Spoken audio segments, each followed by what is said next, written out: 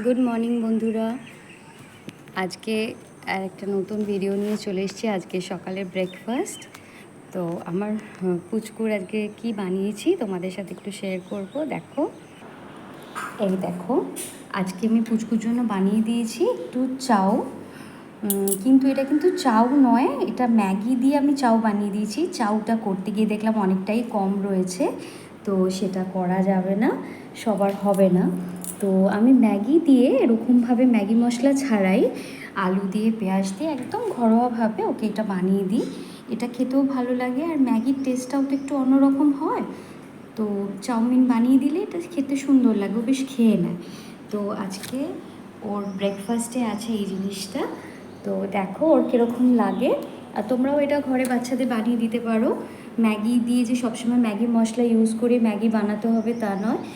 ঘরে সামান্য পেঁয়াজ, টমেটো, কাঁচা লঙ্কা, আলু আর একটু যদি ক্যাপসিকাম ভেজিটেবলস অ্যাড করতে পারো আরও ভালো হবে। তো দেখো বানিয়ে কেমন লাগে আমাকে কমেন্টে জানিও। আর আমি এটা আমার পুচকুর কাছে নিয়ে যাই, দেখি আজকে ওর ব্রেকফাস্টটা ওর কেমন লাগে। ওকে, টাটা, বাই। ফিরে আসছি নেক্সট ভিডিও নিয়ে।